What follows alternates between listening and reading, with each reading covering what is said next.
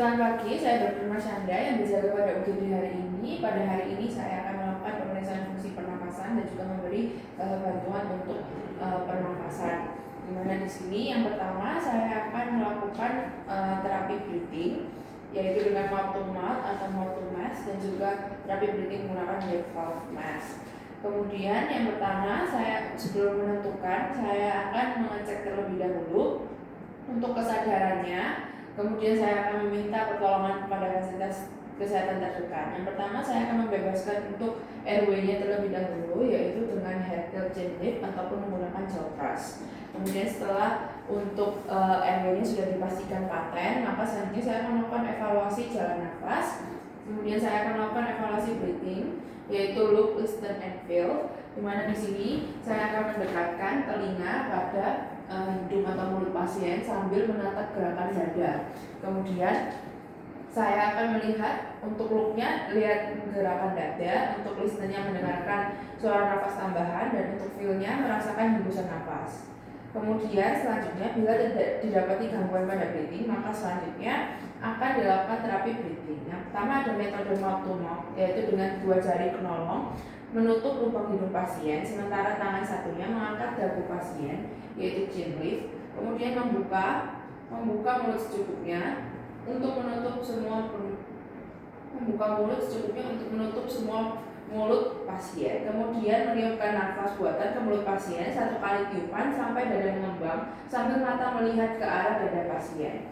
Kemudian meniupkan nafas buatan. Kemudian lakukan pemberian nafas dengan frekuensi 10-12 kali per menit berdasarkan hitungan dan juga memberikan kesempatan untuk ekhalasi. Kemudian lakukan pemberian nafas yang kedua dan juga evaluasi respon pasien. Selanjutnya yaitu terapi breathing menggunakan back valve mask. Yang pertama yaitu ditentukan untuk ukuran back valve mask-nya. Kemudian ditentukan untuk yang cocok dengan pasien. Masker harus mencakup hidung hingga dagu. Jika dipastikan sudah cukup, maka selanjutnya hubungkan selang oksigen pada alat dan dipasang dengan ukuran 10-15 liter per menit. Kemudian selanjutnya pastikan jalan nafasnya sudah paten. Bila perlu pasang oro atau nasopharyngeal airway sebelumnya. Kemudian selanjutnya pasang masker pada hidung pasien dan mulut dengan tangan kiri, yang besar di bawah dan yang kecil di atas. Kemudian selanjutnya buat huruf C dan huruf E dengan jari 1 dan jari 2 seperti ini.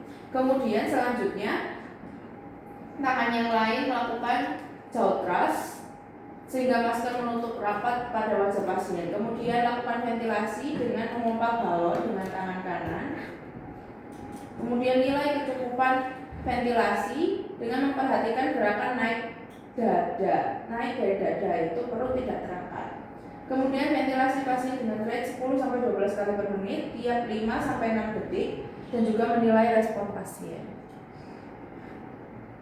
Baik, untuk terapi breathing menggunakan back valve mask dan juga mouth to mouth sudah selesai. Selamat pagi Pak, saya Dr. Marsyanda yang berjaga pada UGD pada hari ini. Pada hari ini saya akan melakukan tindakan dekompresi jarum, di mana di sini fungsinya adalah untuk membebaskan dari tension pneumotoraks karena adanya udara pada paru-paru, udara bebas. Karena itu saya akan nanti menusukkan jarum di daerah sela iga Bapak untuk membebaskan udara yang terperangkap di dalam paru-paru Bapak, sehingga supaya tidak menyebabkan kerusakan organ yang lebih jauh. Apakah Bapak bersedia? Baik Bapak, kalau begitu setelah saya sudah mencocokkan dan mencatat identitas Bapak, maka selanjutnya dan juga memberi penjelasan dan tujuan dari prosedur tindakan, saya akan mempersiapkan alat dan bahan yang dibutuhkan, yaitu didapati ada betadine, kaset steril, plester, kemudian jarum advokat atau IV canal catheter ukuran 14 gauge untuk dewasa dan 18 gauge untuk anak. Dan juga selanjutnya saya akan menyiapkan fluid 10 cc yang sudah diisi oleh NaCl 0,90% 5 cc dan juga fluid 3 cc dan juga lidocaine dan stetoskop.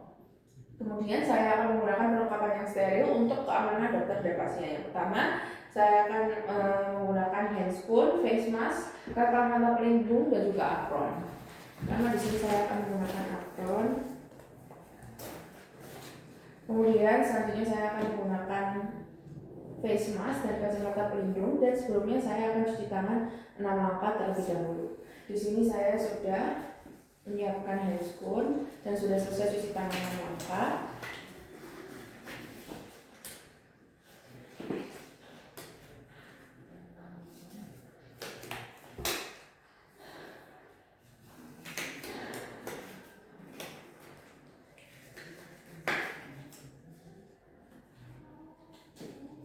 Selanjutnya ketika saya sudah memakai perlengkapan yang steril, selanjutnya saya akan memposisikan pasien pada posisi tegak bila fraktur servikal sudah disingkirkan. Kemudian saya akan memposisikan diri saya sebagai dokter yang berada di sisi dada yang cedera. Kemudian saya akan memastikan pasien yang mengalami kesulitan bernafas segera diberikan oksigen dengan aliran tinggi 10-12 liter 11 liter menggunakan masker. Kemudian selanjutnya saya akan memperkusi dada pasien dan memastikan menemukan daerah yang hipersonor pada sisi yang sakit. Baik, untuk yang sakit di dada sebelah kiri karena didapati hipersonor di dada bagian kiri. Kemudian selanjutnya saya akan melakukan auskultasi dada pasien untuk menentukan bagian mana yang suara parunya menghilang, vesikulernya menghilang. Baik, di sini sudah ditemukan untuk suara yang menghilang pada sisi yang sakit, yaitu pada sisi sebelah kiri pasien. Maka selanjutnya saya akan identifikasi untuk sela iga yang kedua di linea mid clavicula di sisi yang tension pneumothorax. Baik, di sini adalah sela iga 2 berada di sini. Setelah sudah menentukan, maka saya lakukan tindakan asepsis dan antisepsis dada menggunakan betadine dan pasa steril. Ini siapa? Saya akan melakukan asepsis dan menggunakan betadine steril. Saya akan lakukan secara sirkuler. Setelah selesai tindakan aseptik dan antiseptik, kemudian selanjutnya saya akan, bila pasien sadar, saya akan meminta izin untuk melakukan anestesi lokal menggunakan bentuk kain dalam squid 3 cc subkutan pada daerah yang akan dilakukan fungsi. Permisi ya Pak, sebelumnya saya akan melakukan tindakan anestesi supaya tidak terasa sakit di area dada sebelah kiri Bapak yang mengalami tension pneumothorax. Apakah Bapak bersedia? Baik, saya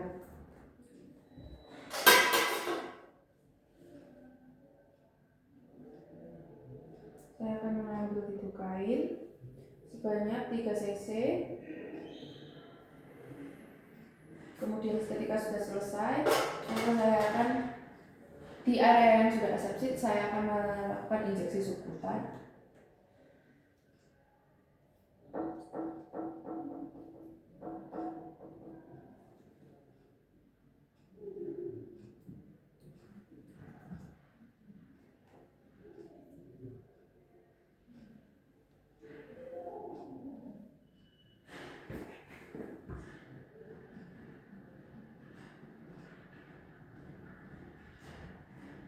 Baik, untuk anestesi subkutannya sudah selesai.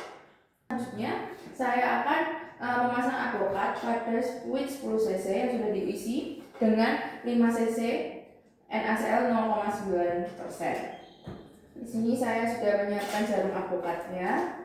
Kemudian saya akan memasang pada squid 10 cc.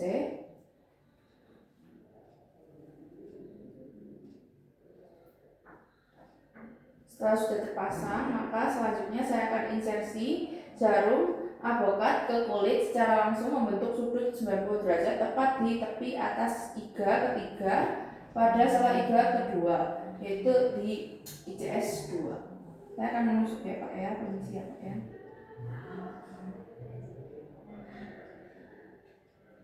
Baik, sudah. Ketika sudah tertusuk, maka saya akan menusuk hingga menembus pleura parietal ditandai dengan adanya gelembung pada squid 10 cc. Baik, di sini sudah didapati gelembung, maka tandanya sudah masuk di pleura parietal. Maka selanjutnya saya akan melakukan fiksasi dan juga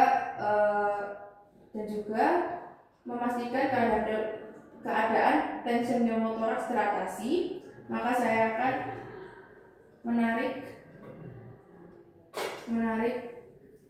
mengangkat jarum apokat dan spuit dari kateter plastik serta pertahankan pada posisi kateter plastik dengan plaster. Baik, di sini saya sudah memastikan sudah didapati adanya gelembung pada spuit, maka jarumnya sudah tepat, sudah menusuk dengan tepat. Maka selanjutnya saya akan melakukan fiksasi menggunakan plaster sebelum nanti untuk dipasang chest tube.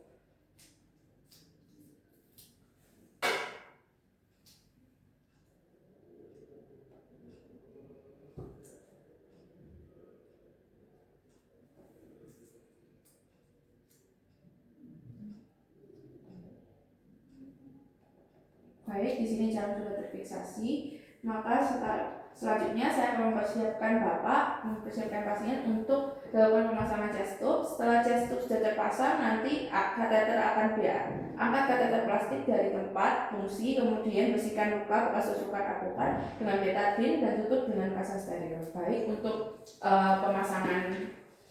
pemasangan dekompresi jarum sudah selesai. Terima kasih.